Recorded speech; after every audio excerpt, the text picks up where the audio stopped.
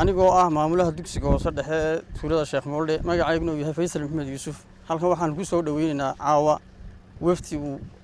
hogaaminayo wasiirka waxbarashada Axmed Maxamed Diiriye oo aad iyo aad ugu mahadnaqayno sida xilkasnimada leh ee uu xilliga habeenimada aan loogu yimid isagoo wadaneynaya baahiyaha ay deegaanka dadku ay leeyihiin waftiga aad baan ugu mahadnaqnaa wasiirka waxaan leenahay wasiir soo dhawaada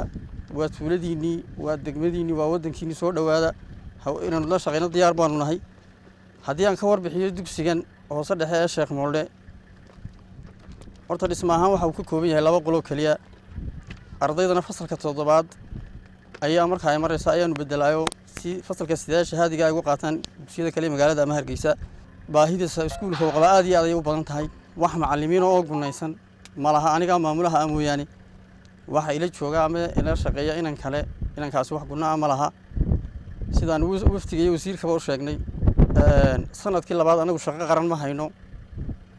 insha Allah ta'ala wala saxaya ballanqaadkaasina uu ansixi doona dabeeta ardaydu dugsiga dhigata waa 360 arday fasaladaanu tilmaanay dhamaantood ay ka kooban yihiin iskuulkuna waxa uu leeyahay sidaan tilmaamay dhismihiisu waa cidhiidhigaasi weelka biyuhu ma hagaagsana sidoo kale store ma lihiin dayr ma lihiin baahiyaha iskuulku runtii aad iyo aad ay u fara badan yihiin waxaanu soo mahadnaqaynaa ilaahay baa mahadlay mar hadduu wasiirkii nala joogo in waxyaabahaasi aan u wada tilmaanay inuu jawaab ka soo celin doono waxaan halkan ku soo dhaweynaa anigoo ah gudoomiyaha tuulada Sheekh Moolde wasiirka waxbarashada oo waqti habeenimo ah xilkasnimo iyo dadaal uu shaqadiisa gudanayo lagu soo maray xaqiiqatan haddaan nahay deegaanka Sheekh Moolde dugsigan waxaa loo dhisay 2001 dugsigaas wuxuu ka kooban yahay 2 fasal ardaydii dhiganaysay cidhiidhi awgeed fasal baan kala jaray dhexdaan ku kala jaray sabuurad baan u samayn si ay balgelinka hore 3 fasal u galaan gelinka dambana intii geli kartaa ay geli karto ana saacada wasiir alxamdulillah rabbil caalamiin caawa haduu ilaahay ku keenay Sheekh Moolde baahidiisu waxa ka sii qurux badnayd waxa indha gooyaan bay waxilka indha arkaan beelka gooyaan baa ilaado nala arka waliba way maalinimo taban ka sii jeclay imikana laakiin wixii aad maalinimo indhaha ku arki lahayd uurkaan ka farana waa arkaysan oo goor habeenimo ayaa la socdaa oo waftiga wasiirka wasaaradda waxbarashada uu hogaaminayaa u socdaa wuxuu hore loo sameeyay dhammaan degsimooyinka dalka oo dhan inta goobo waxbarasho leh iyo inta aan lahayn waxa uu muddaba waftigan wasiirku hogaaminaya ay gaala bixinayeen oo ay socdaal ku marayeen dhammaan waxa weeyaan bal xaaladaha ay ku sugan yihiin goobaha waxbarashada ee hore u jiray iyo qiimeyn lagu sameeyay degsimooyinka aan lahayn goobo waxbarasho aan lahayn inta dad ku dhaqan iyo sidii maxaan ku raayay hawshoodaasi loogu sameyn lahaa iskuulo cusub loogu sameyn lahaa min cidhifka Soomaaliland ee ugu kooneeya ee geestir ilaa saylac loo yacdo dee ma tirin karno jiida galbeed oo dhan ayaa maxaan ku raayay la soo maray oo ay ugu dambeysay oo la soo dhagax dhigay dugsiga maxaan ku raayay deegaanka Awbarre gobolada bariga qaarkood baa iyagana hore loo soo maray deegaanka reer Sheekh Moolde waxaan leenahay insha Allah baahideena hore wasaaraddu waa ogeydo laydima moogayne tawasiirka keentay caawa xilliga ay joogna halkan keentay oo baahida aad qabtaan waana taan caawa sababteeda aan u socono inagu qorshahayaga guud ee wasaaradda ee wasiirku nagu hagaya waxa weeye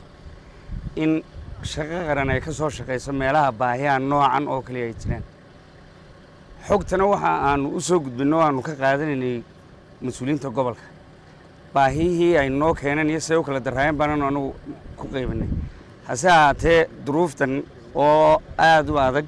waxaad u baahan tihiin horta inaan inta wax kale la helayo in shaqo joojin dhig joojin la idin sameeyo oo haddii ilaahay yiraahdo marka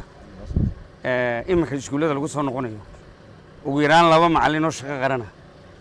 haddii ilaahay yiraahdo aanu ka badan karno 3 keeni karana waa idinkeena kuwaasi iyaga sida ugu degdega badan leh ayaanu qorshaha ugu darsanaynaa imikana qorsheedii waanu bilaabi doonaayo cidii lagu qoriyay marka nimanka ku noqono maamulkana waanu yeeran doonaa gobolka sidaas iyaga taa waa u keeni doonaa ta kale shaqaaleysiintana waa ka hawlgeli doonaa anaga iyo wasiirka iyo waa isku wada noqon doonaayo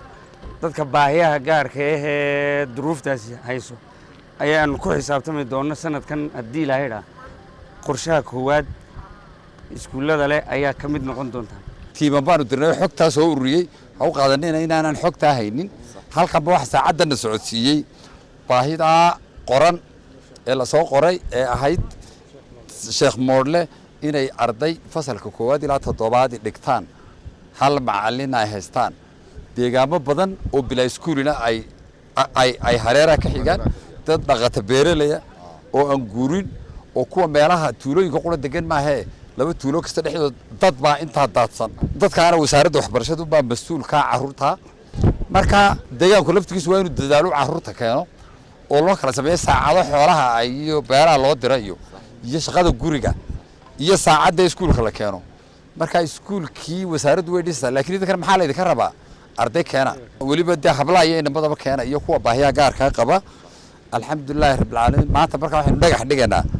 dugsi boodhana hooy ah oo Soomaaliland la 10 meelood baan isna ka hirgeliya galbeedkan qaar ka soo dhagax dhignay barigana iyo dhulkan dhaxana qaar baan geyn doonaa insha Allah laakiin mas'uuliyadaasi si ay noo raacdo